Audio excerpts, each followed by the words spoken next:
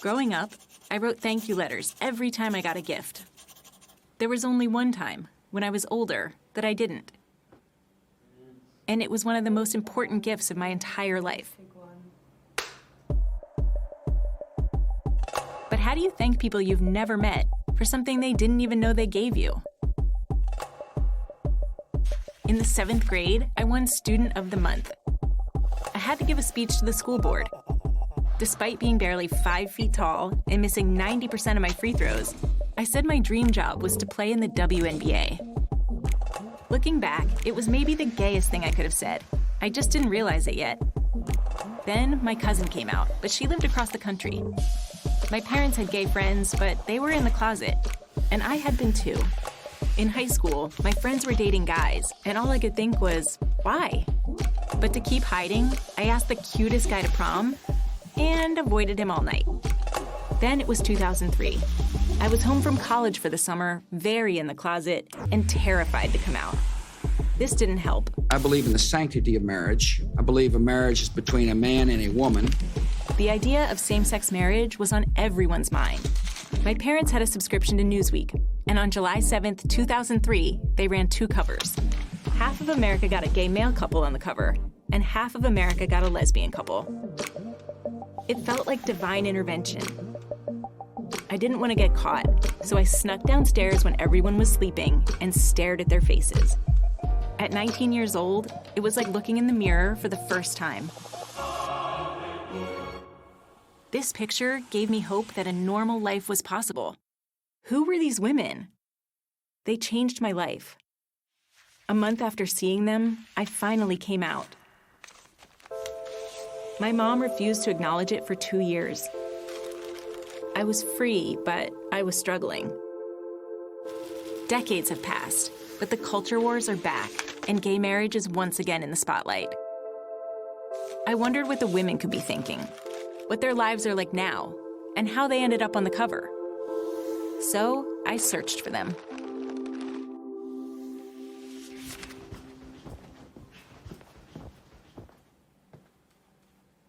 I cannot believe I found you. This is Elizabeth Noel Jones. She was on the right. This is Lauren Leslie. I was on the left. I asked her what it was like growing up attracted to women in Stowe, Ohio, I thought there was something terribly wrong with me. and Westchester, New York. I felt like an anomaly. What coming out was like, I told my mom, and she said, well, all I know is I want grandkids. Oh my God, it was pretty bad. I didn't watch your mother give birth to this beautiful baby daughter to walk her down the aisle to a fucking woman. Like, it didn't go well. Yeah.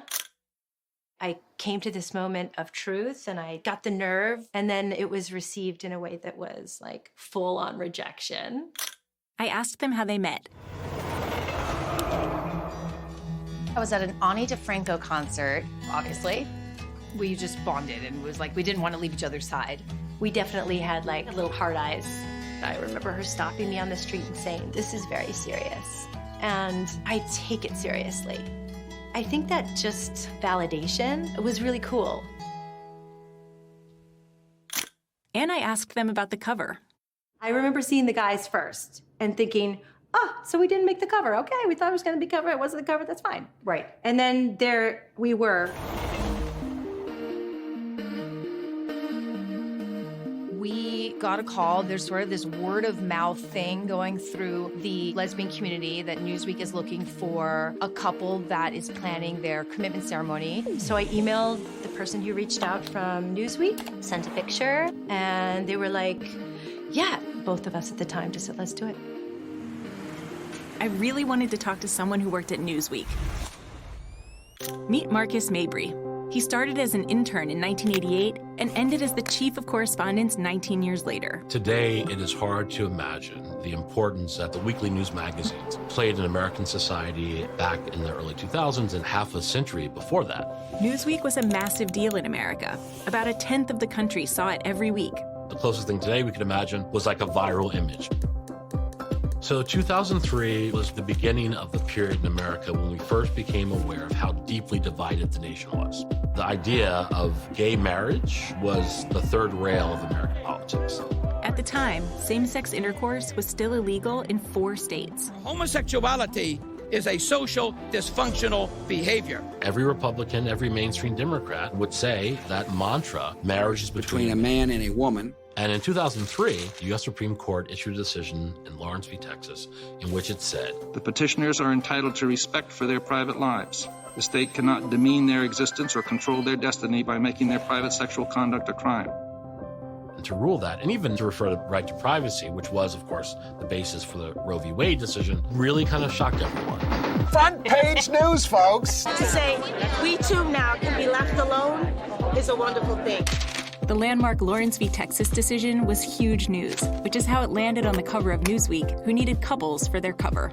I think my mom was panicked, especially my grandfather. He definitely was a Newsweek subscriber. She was going to my grandfather's house, pulling the Newsweek from his porch before he woke up. I think she was concerned because an older person opened the door and be like, "Whoa!" You know, like, I think she was afraid that he would like pass out or something.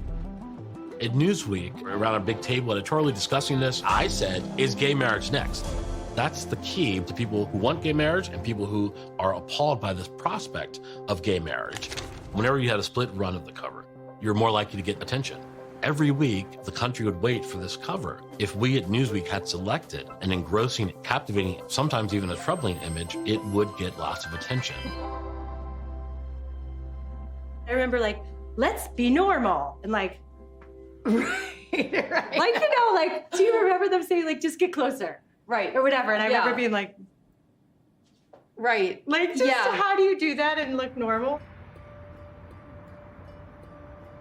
It was like, okay, now you're out. You can't hide it anymore. I went to work the next day.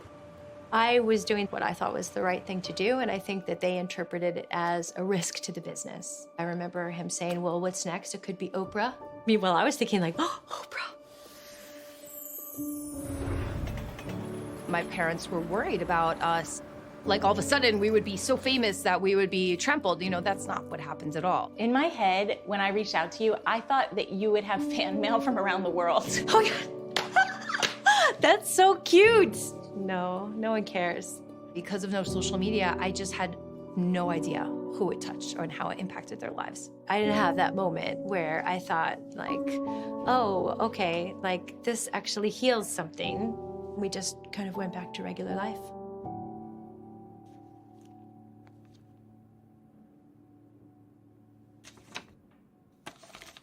I came out to my dad when I met Lauren, and I knew that it was going to be something serious. And he said, you know, Liz, whatever road you choose, I stand behind you, win or lose, forever young. He quoted Rod Stewart. It was amazing. I was like, did you just quote Rod Stewart? And he was like, that's our song. And I'm like, it is? Since when? After his initial reaction, my dad did walk me down the aisle.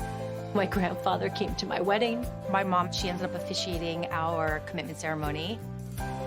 Healing happened because we didn't fracture and separate. We actually just kept living life together. And so then the healing is like, you know, it's not immediate. It's moment after moment after moment after moment. And there's a lot of awkward moments in between. I think it's the commitment through love to keep that connection.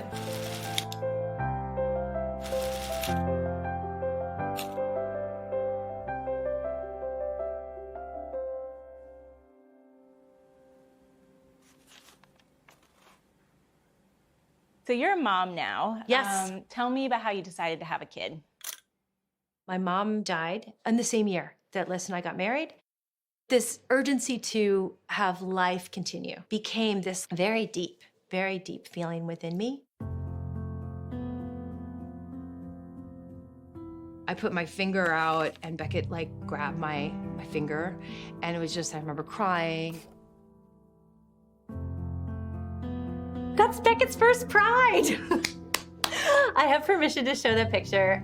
It's fabulous. We were on our way to dinner. Beckett said to me, Mommy, sometimes I feel like a girl and sometimes I feel like a boy. And Beckett was 11. I thought the coming out process would be about sexuality. I didn't think it would be about gender. And I said, just know that through it all, we love you, we support you. We're always, always going to be there for you. It's really interesting to take the learning and the experience that you've had, also the suffering, not pass it on to your child. Just love them, embrace them, buy them makeup if they want to put on makeup. Like, use the pronouns that they want to use. Like, love your child and listen to your child. Because that's the thing, they will tell you who they are.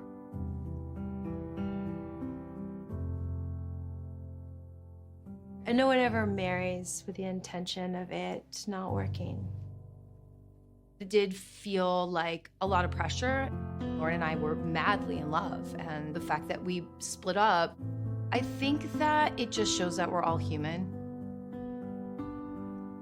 Our lives were going in different directions, and we wanted different things. How were you feeling when you split up with Liz? I thought I would never find love again, and I was done forever. Jess and I met on Match. We've been together over 12, 13 years. She helped me co-parent Beckett as well. So Beckett has 3 moms. I'm so proud of where we are now and the fact that we were able to become great friends and the best co-parents imaginable. Seeing how far we'd come, I naively thought that progress was permanent. But once again, we're forced to fight. When Roe was overturned, I remember hearing the news and just sat at my desk and I cried. It's like, wait, what? How can that happen? When the Supreme Court overturned Roe v. Wade, Justice Thomas issued a separate concurring opinion, and he said other erroneously decided decisions should also be re-examined, and he called out the right to same-sex marriage. We've actually never seen anything like it. I think probably since the end of slavery, when the country backtracked and then took away all the rights of Black Americans that we had been granted after the Civil War. So now it's in more ominous terms, we can ask the question, is gay marriage next to be overturned by this court? This year alone, over 750 anti-LGBTQ bills are being presented. I think it's conceivable they would overturn it. Then gay marriage would go back to a state-by-state issue. I would not be surprised if once again we were in a more restrictive rights place and some of the rights we've been gained were taken away. The pendulum is swinging back and forth.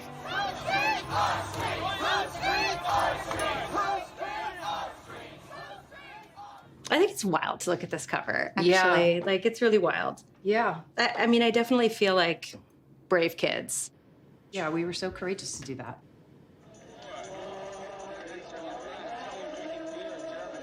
Queer people are constantly being given new things to overcome.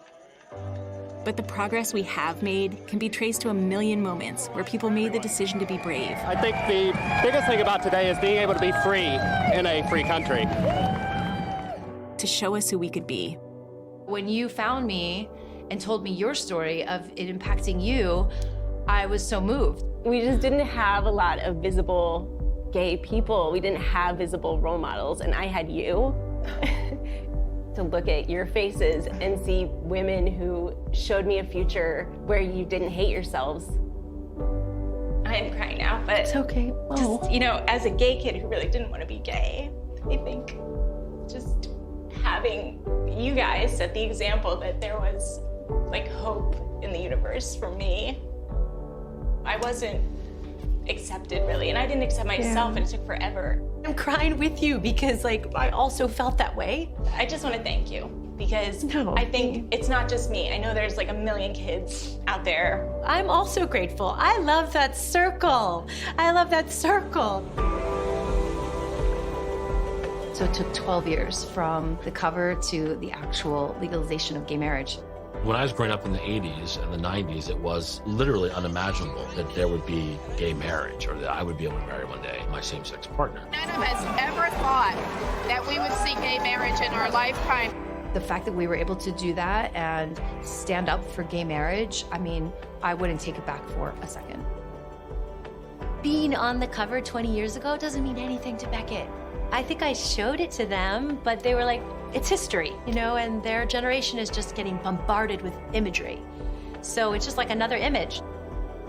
Being on the cover of Newsweek is actually a very big deal. And to help Beckett see in the narrative, your mom was a part of this narrative, you are a part of this narrative. Now you pick it up. That is how you thank people. You pick it up. You keep going.